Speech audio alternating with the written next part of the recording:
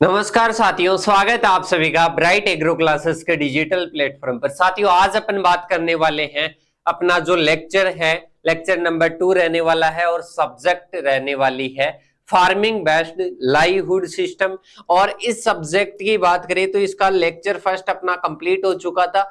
आज अपन बात करेंगे टॉपिक नंबर 2 के बारे में चर्चा करेंगे। और अभी तक किसी भी साथी ने अगर टॉपिक नंबर फर्स्ट या लेक्चर फर्स्ट और इसके साथ में सिलेबस एनालिसिस की वीडियो नहीं देखी है तो सबसे पहले वो जाकर देखिए। इसके बाद में अपन चर्चा करते हैं आज किसके बारे में, टॉपिक नंबर 2 के बारे में। टॉपिक नंबर 2 अपना है कि income of farmers and rural people, मतलब जो ग्रामीण क्षेत्रों के जो लोग हैं, इसके साथ में ही जो किसान है, जो अपने भारत में जो किसान हैं, इन किसानों का आय का स्रोत क्या है। मतलब इनको जो आय प्राप्त होती है या जो आजीविका प्राप्त होती है, मतलब ये जो इनकम, मतलब इनकम का क्या क्या सोर्स है अपने भारत में किसानों का, मान लो, या ग्रामीण क्षेत्रों के जो लोग हैं, वो इनकम कहां से प्राप्त कर रहे हैं, उनका जो घर चल रहा है वो कहां से चल रहा है, कहां से वो आय प्राप्त कर रहे हैं, इसके बारे में आज के अपन टॉपिक के बारे में चर्चा करेंगे। Income of farmers and rural जो पीपुल्स है इन इंडिया में, उसके बारे में चर्चा करेंगे। सबसे पहले अपन बात करेंगे भारत में किसानों और ग्रामीण लोगों की आय। मतलब किसान कहां पर रहते हैं भाई साहब, ग्रामीण क्षेत्रों में रहते हैं। उनकी अपन क्या करने वाले हैं, उनकी आय का स्रोत अपन देखेंगे। क्या देखेंगे?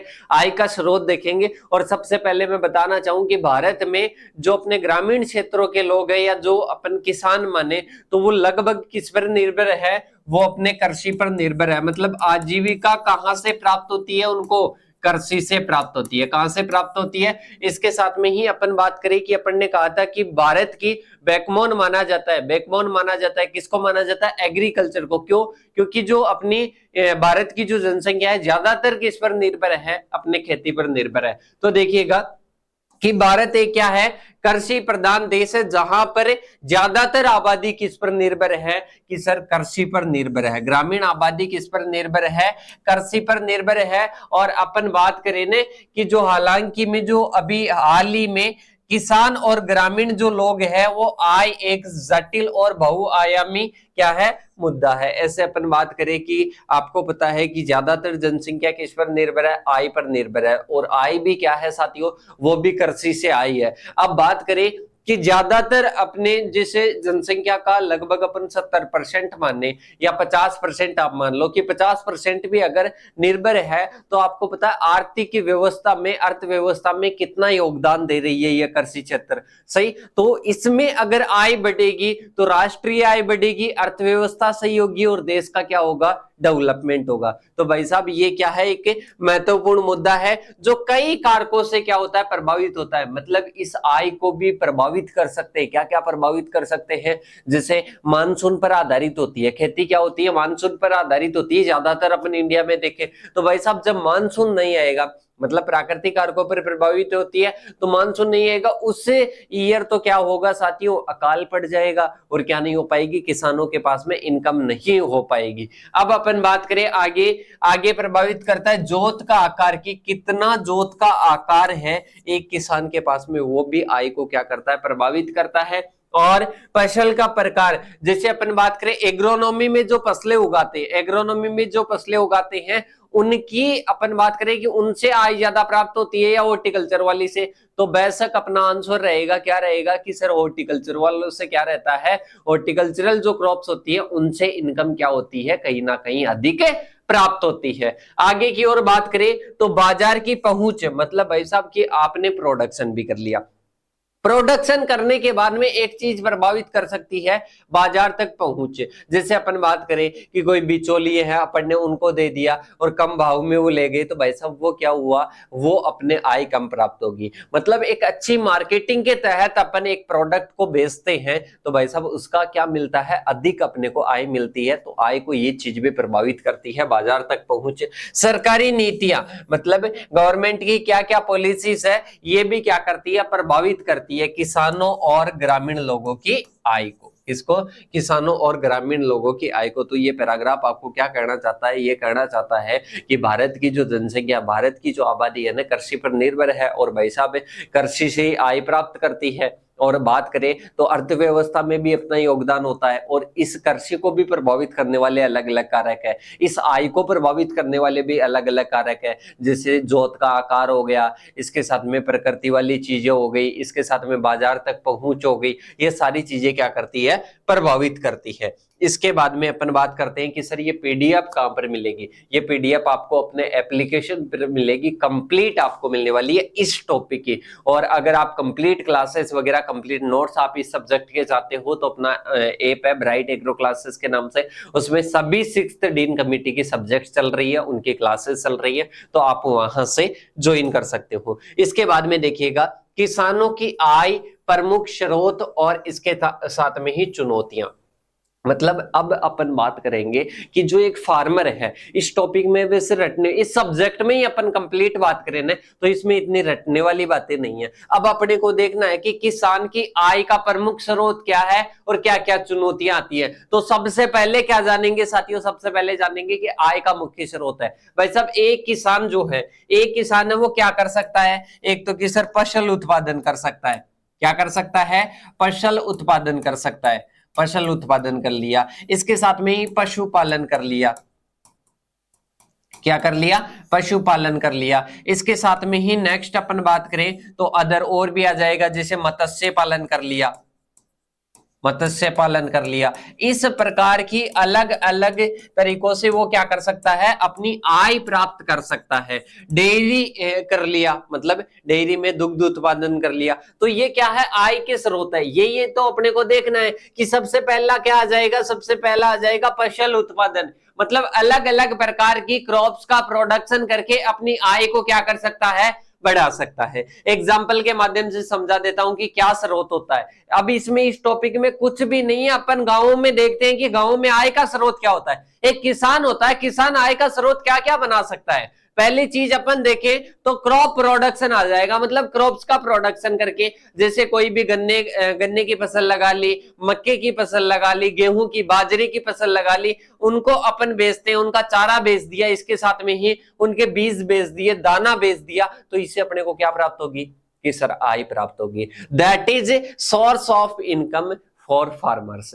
तो सबसे पहला सोर्स क्या आ जाएगा, क्रॉप प्रोडक्शन। यह किसान की आय का क्या है, प्राथमिक स्रोत है। क्या है साथियों, प्राथमिक स्रोत है। और हालांकि कई किसानों को कम उपज और फसल की विफलता और बाजार में उचित मूल्य नहीं मिलने पर चुनौतियों का सामना भी करना पड़ता है। तो पहली में अपन समझ गए कि पहला जो आय का स्रोत है ना वो क्या हो जाएगा, क्रॉप प्रोडक्शन। अब की सर क्रॉप प्रोडक्शन तो आपने बता दिया, अब इसमें क्या चुनौतियां हो सकती है, इसमें चुनौतियां हो सकती है कि जो अपने मौसम की क्या हो जाएगी, प्रतिकूलता हो जाएगी, उससे क्रॉप का प्रोडक्शन नहीं हो पाएगा, या बाजार में अच्छा भाव नहीं है। कभी कभी आपने सुना होगा, सुना है मेरे हिसाब से, कि टमाटर 2 रुपए किलो बिक रहे हैं, टमाटर 2 रुपए किलो बिक रहे हैं, तो वो क्या है साथियों, उसका भाव अच्छा नहीं है, उसका भाव अच्छा नहीं है। और आपने सुना होगा कभी तो टमाटर 2 रुपए किलो होता है, कभी 500 रुपए किलो, 500 तो नहीं होता है, नींबू बिके हैं 500 रुपए किलो तक, इसके साथ भी कभी टमाटर 100 रुपए किलो बिक जाते हैं। तो ये क्या है, ये है कि मार्केट में जो भाव है ना वो अस्थिर है, वो स्थिर नहीं है, कांस्टेंट नहीं है। अगर कांस्टेंट वो होते तो किसान को क्या रहता, किसान को खुद को बिलीव रहता कि मेरे को ये फसल लगानी है और इस फसल का मैं क्या करूंगा, प्रोडक्शन करूंगा, तो मेरे को भाव इतना मिल पाएगा। सही, थोड़ी तो अस्थिरता चलती है, पर पूरी अस्थिरता कहां पर, 2 रुपए कहां पर 100 रुपए। सही, ये अस्थिरता अभी और देखेंगे अपन। तो पहली चीज समझ में आई नहीं है, पहला सोर्स है कि क्रॉप प्रोडक्शन से होता है। इसमें क्या क्या चुनौतियां आती है, फसल की कम उपज होना, उपज कम हो जाती है बहुत कारणों से, रोग लग जाते हैं, कीट लग जाते हैं, खरपतवार हो जाते हैं, सही, और भी प्रतिकूल परिस्थितियां आ जाती है, फसल की विफलता आ जाएगी और बाजार में अच्छा भाव नहीं मिलना। ये समस्याएं अपन सामना कर सकते हैं क्रॉप प्रोडक्शन में। कि सर नेक्स्ट आता है पशुपालन। पशुपालन में बात करें तो पशुपालन में एक तो दुग्ध का उत्पादन हो जाएगा। किसका हो जाएगा, दुग्ध का उत्पादन हो जाएगा। देखो इसमें पशुधन जैसे गाय, भैंस, भेड़, बकरी, और मुर्गी का क्या करते हैं, पालन करते हैं, मुर्गी से अंडे वगैरह प्राप्त हो जाएगा और इससे क्या हो जाती है, मतलब दुग्ध बेच दिया। इसके साथ में ही अपन बात करें, इनका गोबर भी बेच सकते हैं, गोबर का अन्य जगह भी यूटिलाइजेशन ले सकते हैं। अब आप ऐसे सोचोगे कि गोबर का भी क्या क्या उससे आय प्राप्त हो सकती है, उसका उससे वर्मी कंपोस्ट बना लो, वर्मी कंपोस्ट को आप 18 रुपए किलो बेच सकते हो। सही, गोबर को 18 रुपए किलो, मतलब उसका आपको फॉर्म यूटिलिटी बदलनी होगी, मतलब उसका जो रूप है, आकार है, वो चेंज करना पड़ेगा, फॉर्म यूटिलिटी आपको चेंज करनी है। तो आपके क्या आ जाएगा, एनिमल हस्बेंड्री आ जाएगा। इसके साथ में ही इसमें क्या क्या आ जाते हैं, क्या क्या समस्याएं, बढ़ती फीड की लागत, मतलब भोजन की लागत बढ़ रही है। इसके साथ में ही पशुओं में रोग हो जाते हैं, ये किसानों की आय को प्रभावित कर सकते हैं। एनिमल हस्बेंड्री में चुनौतियों की बात भी साथ के साथ में कर रहे हैं। सही, इसके बाद में नेक्स्ट आता है मजदूरी। भाई साहब, अब आपको पता है कि किसान लोग होते हैं, अब वो ऐसे तो है नहीं कि 12 महीने तक क्या करते हैं, खेती खेती करते हैं, वो मजदूरी भी करने जाते हैं, वो मजदूरी भी करने जाते हैं। तो भाई साहब नेक्स्ट आ जाएगा मजदूरी। छोटे और जो सीमांत किसान होते हैं ना, उनके इतना तो काम नहीं होता है कि खुद के खेत पर लगे रहे, और वो मजदूरी के रूप में भी चले जाते हैं। सही, खेतिहर मजदूर के रूप में कार्य करके अपनी आय को क्या कर लेते हैं, पूरा कर लेते हैं। सही, इसके साथ में और मैं बता देता हूं कि सर मजदूरी तो आपने बता दिया, ऐसे भी तो होता है ना कि 3/4 में, 1/4 में, 2/3 में आपने कोई फसल बोल ली और उससे आप कर रहे हो, तो वो भी मजदूरी में ही आ जाएगा। इसके बाद में अपन बात करें, कृषि क्षेत्र में मजदूरी आमतौर पर कम होती है। सही, अब घरवाले ही कर लेते हैं, क्योंकि छोटे खेत होते हैं, छोटे खेत में घरवाले ही कर लेते हैं, तो कम मजदूरी होती है। और रोजगार के अवसर अनियमित होते हैं, मतलब ऐसे नहीं कि हमेशा ही ऐसे, अब कभी तो क्या निराई गुड़ाई हो तब, या कटाई हो तब, 2 टाइम ही तो क्या मिलता है, रोजगार मिलता है। तो अनियमित उस टाइम तो उसके खुद के ही रहता है, तो इस प्रकार से क्या रहता है, अनियमित मजदूरी रहती है। तो 3 सोर्सेस किसके हो गए, आय के, और इनमें क्या क्या चुनौतियां हैं वो भी अपन ने देख ली। इसके बाद में अपन चलते हैं आगे की ओर। आगे आता है नेक्स्ट अपने कि ग्रामीण लोगों की आय, मतलब किसानों की आय की अपन ने देख ली, और इसके बाद में आते हैं ग्रामीण लोगों की। सही, किसानों को तो पर्टिकुलर आपको वर्ड दे दिया किसान, इसके साथ में कभी ग्रामीण लोगों की भी पूछ लेना, तो उस कंडीशन में आपको क्या लिखना है, सबसे पहला आ जाएगा कि डिपेंडेंस ऑन एग्रीकल्चर, मतलब कृषि पर निर्भर। ग्रामीण क्षेत्र के लोग कहां पर निर्भर रहते हैं, कृषि पर निर्भर रहते हैं। किस पर निर्भर रहते हैं, कृषि पर निर्भर रहते हैं, और कृषि से ही क्या होती है साथियों, खेती होती है मोस्टली। सही, तो मेरे हिसाब से आपको समझ में आ गया पहला। इसके बाद में आता है नेक्स्ट असमान वितरण। सही, नेक्स्ट इसकी विशेषता है अपने किसकी, जो अपने कृषि पर निर्भरता रहता है उसकी बात करते हैं, असमान वितरण। ग्रामीण क्षेत्रों में आय का वितरण हमेशा क्या होता है, असमान होता है, जिसमें बड़े किसान और भूमिहीन मजदूरों के बीच में बहुत अंतर होता है। अब आपने भी देखा होगा ये चीज, तो एक के पास में तो बहुत ज्यादा क्या है, बहुत ज्यादा खेती है, और बहुत ज्यादा क्या मिल जाएगा, बहुत ज्यादा उसके पास में खेत मिल जाएगा, और एक के पास में कुछ है ही नहीं, भूमि नहीं है, वो क्या है, एक मजदूरी करके पेट भरता है, खुद का पेट पालता है। तो भाई साहब उन दोनों में आपको आय का बहुत ज्यादा वेरिएशन मिल जाएगा, तो यही कहना चाहता है। इसके बाद में है ऋणग्रस्तता, मतलब आपने देखा होगा कि ग्रामीण क्षेत्रों में अधिकतर कई लोग आपको मिल जाएंगे कि जो ऋण के नीचे दब रहे हैं, मतलब कर्ज में डूब रहे हैं, देखा होगा आपने, क्योंकि ग्रामीण क्षेत्रों से हैं तो बहुत सारे कर्ज में डूबे रहते हैं। अब ऐसा भी नहीं है वो मेहनत नहीं करते हैं, वो मेहनत करते हैं, वो दिन रात लगे रहते हैं, अपनी खेती करते हैं, अपना कार्य करते हैं, फिर भी कभी अच्छा भाव नहीं मिल पाता है, कभी क्या होता है, कभी क्या होता है। तो भाई साहब इस प्रकार से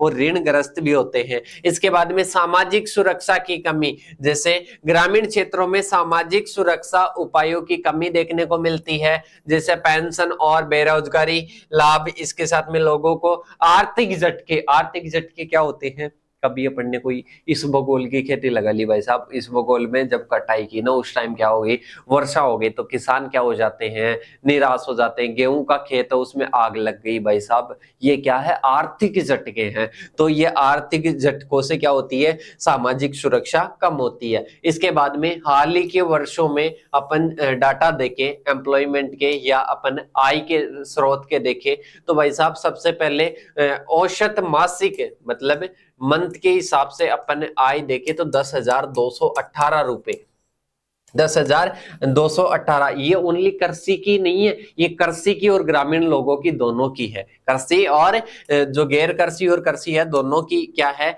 ये अपने आय है वो भी मासिक है। इसके साथ में ही हाल ही में जो पिछले वर्ष है उन वर्षों में अपन ने क्या देखी है, कृषि आय में क्या देखी है, वृद्धि देखी गई है। क्या देखी गई है, वृद्धि देखी गई है। और इसके साथ में ही अपन देखें तो जो मुद्रास्फीति के तालमेल रखने के लिए पर्याप्त नहीं रही है। मतलब अपन देखें ना कि वृद्धि तो देखिए, कृषि आय तो बढ़ रही है भाई साहब, पर इसके दो गुना क्या बढ़ रही है, महंगाई बढ़ रही है। क्या बढ़ रही है, महंगाई बढ़ रही है। तो ये भी क्या है, एक समस्या ही है कि जैसे मैं आपको सैलरी दे रहा हूं कि 10,000 सैलरी देती और महंगाई 20,000 की बढ़ रही है, तो वो क्या है, वो उसकी कंपेयर में थोड़ा सा क्या है, नुकसान है, गिरावट है। इसके बाद में आते हैं सीमांत किसान।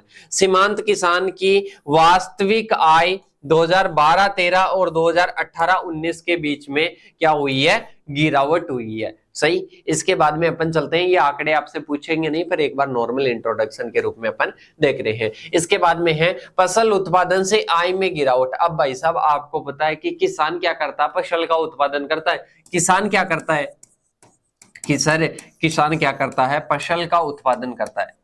फसल का क्या करता है, उत्पादन करता है। अब किसान फसल का उत्पादन कर रहा है, तो फसल का उत्पादन करने के बाद में क्या होगा, उससे आय गिरेगी। क्या होगी, आय गिरेगी कि सर इनकम क्या हो जाएगी, गिर जाएगी। जब फसल का उत्पादन गिर जाएगा तो आय तो क्या होगी, गिर जाएगी। तो देखिए फसल उत्पादन से आय में गिरावट है। हाल ही के वर्षों में बढ़ती लागत और अनिश्चित बाजार की कीमतों, मैंने बताया कि 2 रुपए का भाव है कभी टमाटर का, कभी है 100 रुपए का। तो इन दोनों के रीजन से जो है उत्पादन से किसानों की आय में भी क्या आई है, गिरावट आई है। इसके साथ में छोटे और सीमांत किसानों की भेद्यता। सही। देखो छोटे और जो सीमांत किसान हैं, इनके पास में भूमि और संसाधन क्या है साथियों, भूमि और संसाधन है, वे आय के झटकों से के प्रति क्या रहते हैं, सेंसिटिव रहते हैं। मतलब भाई साहब एक कोई छोटा किसान है, अब उसके पास में 4 बीघे का खेत है। अब 4 बीघे के खेत में ही एक फसल लगाई, गंवार की फसल लगाई, यही नष्ट हो गई, तो भाई साहब वो सेंसिटिव रहेगा। एक के पास में से मान लो कि 5 खेत है, उनमें 2 अगर नष्ट भी हो जाती है, 2 प्रतिकूल परिस्थितियों से उत्पादन भी नहीं हो पाता है, तो वो चला लेता है खुद का काम, पर छोटे और सीमांत किसान नहीं चला पाते हैं। इसके बाद में अपन चलते हैं आगे की ओर। आगे है ग्रामीण आय के अन्य स्रोत। मतलब ग्रामीण आय के अन्य क्या क्या स्रोत हो सकते हैं, वो पशुपालन कर सकता है, मत्स्य पालन कर सकता है। क्या क्या कर सकता है, मत्स्य पालन और पशुपालन कर सकता है। वन उत्पाद और इसके साथ में गैर इमारती वन उत्पाद, मतलब जो जंगलों से प्राप्त जो उत्पाद है ना, जैसे जलाऊ लकड़ी वगैरह, औषधीय पौधे वगैरह, शहद वगैरह, इनसे भी खुद की क्या कर सकता है, आय प्राप्त कर सकता है। क्या कर सकता है, आय प्राप्त कर सकता है। ग्रामीण उद्योग और हस्तशिल्प, मतलब इसमें देखिएगा कि हथकरघा, बुनाई वगैरह, हस्तशिल्प वगैरह, खाद्य प्रसंस्करण या फूड प्रोसेसिंग, मतलब छोटे छोटे उद्योग लगाकर भी अपनी क्या कर सकता है, आय बढ़ा सकता है। क्या कर सकता है, अपनी आय बढ़ा सकता है। अब ऐसे तो है नहीं कि वहां पर वो मजदूरी के लिए ही जाए, वो खुद का छोटा मोटा उद्योग भी लगा सकता है। सही है। तो ये भी क्या होते हैं, अन्य स्रोत होते हैं आय के। जैसे मनरेगा, आपको पता है कि मनरेगा, जिसको नरेगा ही बोलते हैं, मनरेगा नहीं बोलते हैं गांवों में, नरेगा बोलते हैं। नरेगा में जाकर देखा होगा दिन के 100 रुपए, 150 रुपए, 200 रुपए तक भी मिलते हैं अभी तो। सही। तो ये क्या है, मनरेगा के द्वारा भी एक आय का स्रोत होता है ग्रामीण क्षेत्रों में। सही। वो ऐसा नहीं है कि किसानों को ही मिलता है, वो ग्रामीण क्षेत्रों को मिलता है सभी को। सही। इसके बाद में बात करें, किसानों और ग्रामीण लोगों की आय बढ़ाने के लिए भाई साहब सरकार भी मेहनत कर रही है। सरकार भी खुद की पहल चला रही है, योजनाएं चला रही है कि कैसे जैसे ग्रामीण क्षेत्रों का विकास हो और आय बढ़े। क्या बढ़े, आय बढ़े उनकी। तो सबसे पहले आता है प्रधानमंत्री किसान सम्मान निधि योजना। कौन सी आती है, प्रधानमंत्री किसान सम्मान निधि योजना। आपने सुना होगा कि 6,000 रुपए मिलते हैं, साल के कितने मिलते हैं, 6,000 रुपए मिलते हैं, 2-2 हजार रुपए 3 किस्तों में मिलते हैं। ये मोदी जी के द्वारा स्टार्ट की गई थी। इसके बाद में प्रधानमंत्री फसल बीमा योजना, यह योजना किसानों को फसल नुकसान के खिलाफ एक बीमा प्रदान करती है। मतलब अगर फसल खराब हो जाती है ना तो उस कंडीशन में उसको बीमा मिल जाता है, फसल में बीमा मिल जाता है, एक सहायता राशि मिल जाती है। तो ये दोनों क्या है, सरकार की पहल है किसानों और ग्रामीण लोगों की आय की सुरक्षा के लिए। इसके बाद में आता है ई नाम। क्या आता है? ई नाम एक योजना है जो कि किसान के द्वारा, सही, एक ऐसा स्ट्रक्चर है जो कि मार्केटिंग में हेल्प करता है, किसी भी प्रोडक्ट की मार्केटिंग में हेल्प करता है। जो बिचौलिए है ना, बिचौलिए क्या करते हैं? बिचौलिए आपको पता है कि बीच में ही प्रोडक्ट को क्या कर लेंगे, खरीद लेंगे, और जो ऐसे मान लो कि जो है जैसे कोई भी प्रोडक्ट है उसका भाव अच्छा नहीं लेने देते हैं किसान को, सही है। तो एक तो डायरेक्ट लेगा, जैसे बिचौलिए के पास में 100 रुपए रख लेता है, 500 रुपए रख लेता है, एक डायरेक्ट किसान को मिले वो 100 रुपए 500 रुपए, और एक की जो बिचौलिए खा ले। तो इसमें बढ़िया कौन सा रहेगा कि मार्केटिंग का एक अच्छा क्या हो, ढांचा हो। इसके बाद में है कृषि बुनियादी ढांचा कोष। यह कोष कृषि बुनियादी ढांचा को विकास के लिए वित्त पोषण प्रदान करता है। मतलब एक कृषि में बढ़िया ढांचा बना रहे हैं तो इसके लिए क्या करता है, वित्त प्रदान करता है। जैसे भंडारण की, स्टोरेज की सुविधाओं के लिए, प्रोसेसिंग यूनिट्स के लिए, और इसके साथ में ट्रांसपोर्टिंग के लिए, इनके लिए क्या करता है, वो सहायता राशि प्रदान करता है। क्या करता है? सहायता राशि प्रदान करता है। नेक्स्ट है राष्ट्रीय ग्रामीण आजीविका मिशन। कौन सी है? राष्ट्रीय ग्रामीण आजीविका मिशन। इस मिशन का उद्देश्य स्वयं सहायता समूह के माध्यम से ग्रामीण महिलाओं को सशक्त बनाना और आजीविका में सुधार लाना। मतलब एक स्वयं सहायता समूह होता है, उनके द्वारा जो महिलाएं, ये मेनली महिलाओं के लिए है, उनके द्वारा महिलाओं को सशक्त बनाना और इसके साथ में ही उनकी आजीविका में सुधार करना इस योजना का क्या है, इस मिशन का क्या है, मेन एम है, मेन पर्पज है। नेक्स्ट आता है किसान उत्पादक संगठन। कौन सा आता है? किसान उत्पादक संगठन आता है, एपीओएस। सही, इसको बढ़ावा देना। एपीओ जो है वो क्या होता है साथियों, किसानों को सामूहिक रूप से इनपुट खरीदने और उत्पादों के विपणन करने और बेहतर कीमत प्रदान करने में क्या करता है, मदद करता है। मतलब वो बल्क में जब इनपुट खरीदे, जैसे फर्टिलाइजर, बीज वगैरह, इनमें क्या करता है, मदद करता है। इसके साथ में ही अपने कोई भी प्रोडक्ट है किसी भी किसान का, उसकी मार्केटिंग में क्या करता है, हेल्प करता है। तो ये आ जाता है किसान उत्पादक संगठन। तो ये सरकार की पहल है, किसके लिए है, किसानों को और ग्रामीण क्षेत्रों के लिए। दो चीजों की बात कर रहे हैं, कंफ्यूज मत होना, एक ग्रामीण क्षेत्रों के लिए और एक आती है किसानों के लिए। मतलब ग्रामीण लोगों के लिए और किसानों के लिए, दोनों के लिए अपन बात कर रहे हैं। और अब अपन चलते हैं आगे की ओर कि इससे क्या निष्कर्ष निकलता है। तो भाई साहब इससे निष्कर्ष निकलता है कि जो ग्रामीण क्षेत्रों के लोग हैं ना, उनसे बात करें ना तो वहां पर उसको आय को बढ़ाना, ग्रामीण क्षेत्रों की, और इसके साथ में ही अपन बात करें किसानों की आय को बढ़ाना। ग्रामीण क्षेत्रों की और किसानों की आय बढ़ाना एक जटिल कार्य है। क्या है? जटिल कार्य है, और इसमें बहुत सारे आपको कार्य करने पड़ेंगे। सही, बहुत सारे कार्य। क्या? जैसे कृषि क्षेत्र की बात करें तो सिंचाई में अपने को सिंचाई की सुविधा देनी होगी। इसके साथ में ही अपन बात करें तो टिकाऊ कृषि पद्धतियां, मतलब आपने देखा होगा कि ऐसे नहीं कि केमिकल्स का यूज कर रहे हैं और आगे जाकर भूमि बंजर हो जाएगी। तो सस्टेनेबल एग्रीकल्चर को बढ़ावा देना है। इसके साथ में कृषि में निवेश बढ़ाना है, एग्रीकल्चर में इन्वेस्टमेंट करना है। इसके साथ में ही मार्केटिंग को बढ़ावा देना है। ग्रामीण क्षेत्रों में गैर कृषि रोजगार के क्या करने हैं, अवसर प्रदान करने हैं। तो ये क्या निकलता है, इसका निष्कर्ष निकलता है। अब बात करते हैं कि आगे अपने को फ्यूचर में क्या करना है। फ्यूचर में क्या करना है, एक तो भाई साहब कृषि में शिक्षा और प्रशिक्षण, मतलब एजुकेशन और ट्रेनिंग इन एग्रीकल्चर। मतलब अब अपने को बढ़ावा देना है, किस चीज को बढ़ावा देना है, अपने को ट्रेनिंग को बढ़ावा देना है। किसमें? एग्रीकल्चर में ट्रेनिंग और एजुकेशन को बढ़ावा देना है। इससे लोग क्या होंगे, शिक्षित होंगे, किसान शिक्षित होंगे और नई नई टेक्नोलॉजीज का यूज करेंगे, प्रोडक्शन बढ़ेगा और इनकम बढ़ेगी। सही, फ्यूचर की पहली बात आ गई। फिर नेक्स्ट आता है जलवायु परिवर्तन अनुकूल। भाई साहब इसको थोड़ा सा लचीला बनाना पड़ेगा।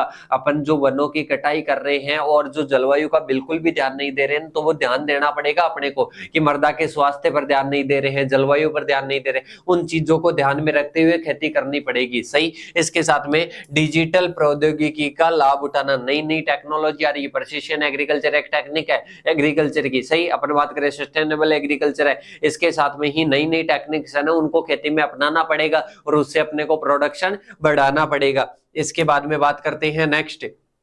सही, तो ये अपने क्या हो जाता है साथियों, ये अपन फ्यूचर में क्या कर सकते हैं वो चीजें आ जाती हैं। इसके बाद में देखिएगा साथियों, अगर आप BSc agriculture 6th dean committee में फर्स्ट सेमेस्टर में हो तो ज्वाइन कीजिए अपना चेतक 1.0 बैच, जिसमें आपको सब कुछ मिलेगा, all classes, all notes, revision classes, सब कुछ। और ये आपके लिए कॉन्टेक्ट नंबर है, इन कॉन्टेक्ट नंबर पर आप क्या कर सकते हो, कॉल करके पूरी इंफॉर्मेशन आप ले सकते हो कि सर किस प्रकार से हमारे को ज्वाइन करना है। बीएससी एग्रीकल्चर की कंप्लीट क्लासेस बाइलिंगुअल में नोट्स मिलेंगे, हिंदी क्लासेस में आपको हिंदी लैंग्वेज में आपको क्लासेस मिलेगी। तो आज ही ज्वाइन कीजिएगा। एक और मौका है आपको 2100 रुपए जीतने का।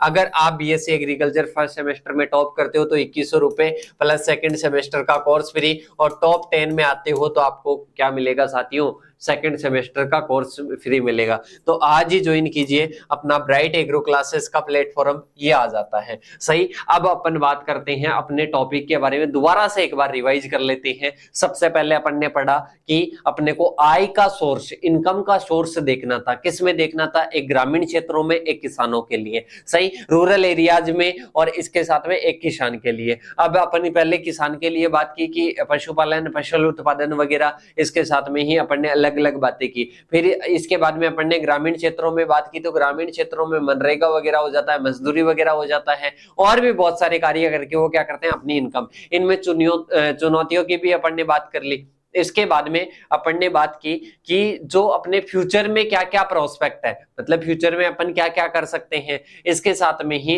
अपन ने ये जो टॉपिक है आज इनकम का वो कंप्लीट किया, और मेरे हिसाब से समझ में आ गया, कोई हार्ड टॉपिक नहीं है। अगर इसी प्रकार से आप क्लासेस आते हो किसकी, BSc agriculture 6th dean committee की कंप्लीट, तो आज ही ज्वाइन कीजिए अपना ब्राइट एग्रो क्लासेस का प्लेटफॉर्म।